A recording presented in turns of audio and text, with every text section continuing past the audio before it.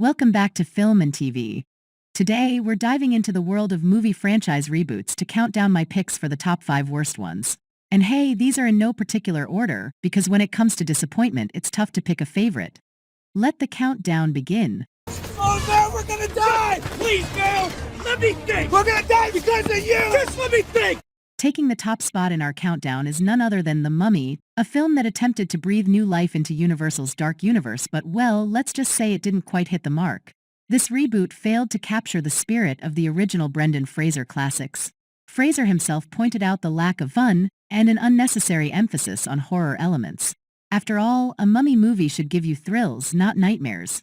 While the film tried to dazzle audiences with action and visuals, it stumbled when it came to recapturing the magic of the '99 hit and its sequel.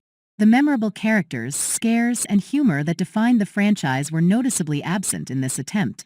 One major misstep was the forced inclusion of the Dr. Jekyll/Mr. Hyde storyline, throwing the whole narrative off balance.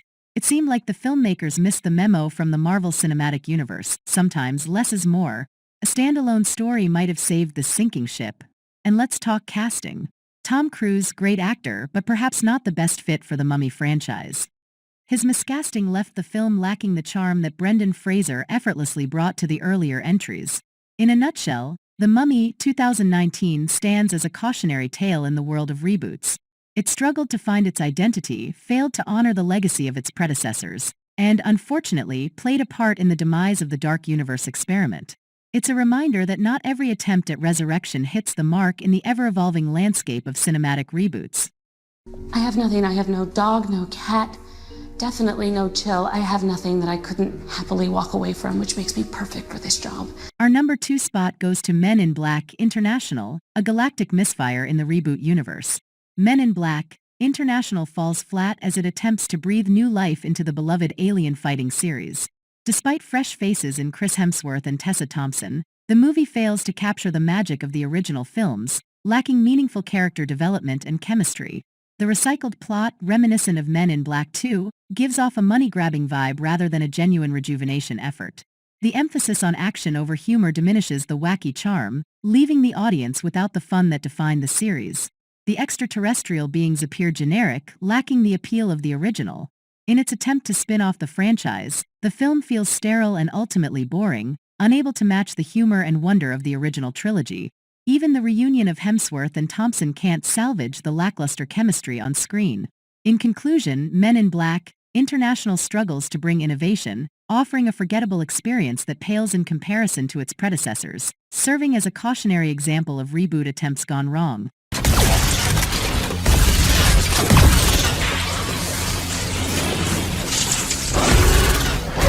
This auditorium is Art Deco, you idiots! Aim for the ghost!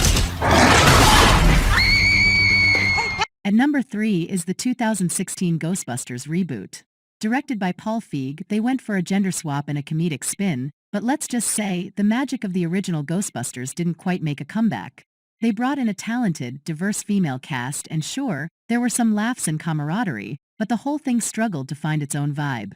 It had its moments, but the unevenness messed with the overall quality. There were attempts at inducing laughter.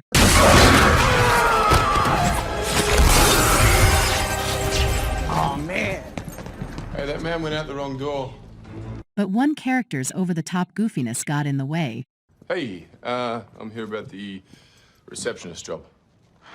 Hi. Hey. What? The receptionist job that was in the paper. I was here about. You're hired. The script didn't do it any favors, keeping it from the successful revamp it aimed for. Cameos from the OG Ghostbusters crew didn't save the day, and some folks saw the all-female angle as a bit gimmicky, thinking it missed the mark. The film's departure from the original's humor within a serious storyline didn't sit well either. Ghostbusters 2016 went all in on slapstick, missing the subtlety that made the original's humor work in a more grounded plot. Let's be real, the writing was the culprit here. Constant attempts at comedy overshadowed any chance for a serious plot with funny characters. It ended up feeling chaotic and poorly thought out, more like a string of failed SNL sketches than a proper movie.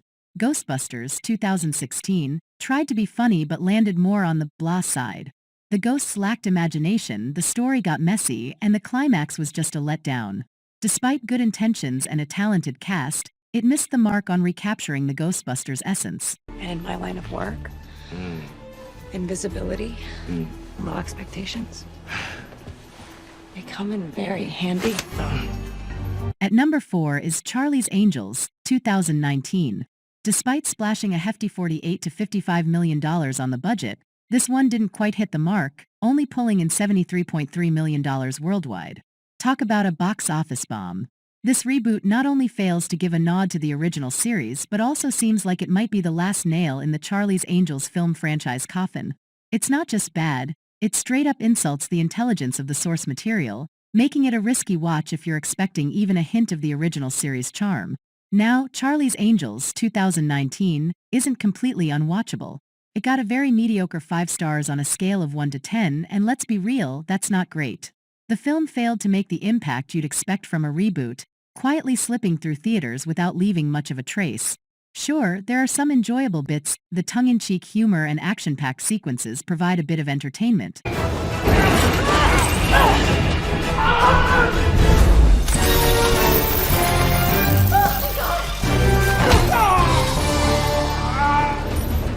Kristen Stewart's performance does stand out, but the plot holes are a real issue.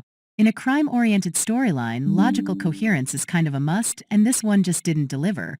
In the grand scheme of reboots, Charlie's Angels, 2019, falls disappointingly short of delivering a memorable cinematic experience. Instead of sparking nostalgia, the film leaves viewers with a sense of letdown. You know what hurts worse than being stabbed in the back? Being stabbed in the back. Our number 5 in the worst movie reboots list goes to the 2019 Hellboy. Now, Hellboy is this beloved character from the comics, and we've seen him on screen before. But this 2019 attempt at a fresh perspective? Yeah, it fell pretty flat, leaving fans like me disappointed and newcomers scratching their heads. David Harbour steps into the iconic Hellboy role, and sure, his casting is good, but the way they portrayed Hellboy as this dumb, immature brute? That's a major letdown. It echoes problems we've seen in previous adaptations where they miss the potential depth of the character. The reboot tries to dive into the wild and weird comic elements like Hellboy in Mexico, Baba Yaga encounters, and nods to King Arthur. But honestly, it doesn't save the film. Subpar writing, casting choices, weird editing, and a forgettable soundtrack all contribute to a lackluster experience. While characters look cool, they can't save the franchise because the storyline is just too obscure. Easter eggs might make comic fans happy, but for the average moviegoer like me, it's just confusing.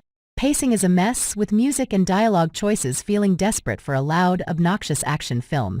This departure from a respectful Hellboy representation leaves us unsatisfied, not capturing the essence of the character or delivering a compelling action experience. Despite trying to be faithful to the comics, the film's references fall flat, lacking the depth needed to resonate. The fight with the giant is visually cool, but it's not enough to save the overall experience. Yeah, the reboot has impressive visuals, but the chaotic narrative and too many characters and plots introduced at once make it a bit of a mess. Now, as we conclude this journey, I'd love to hear your thoughts. What do you think would be your top picks for the worst movie franchise reboots? Drop them in the comments below, and let's keep the conversation going. Remember, the world of cinema is vast, and even in the midst of these unexpected moments, there's always the hope for future movie magic.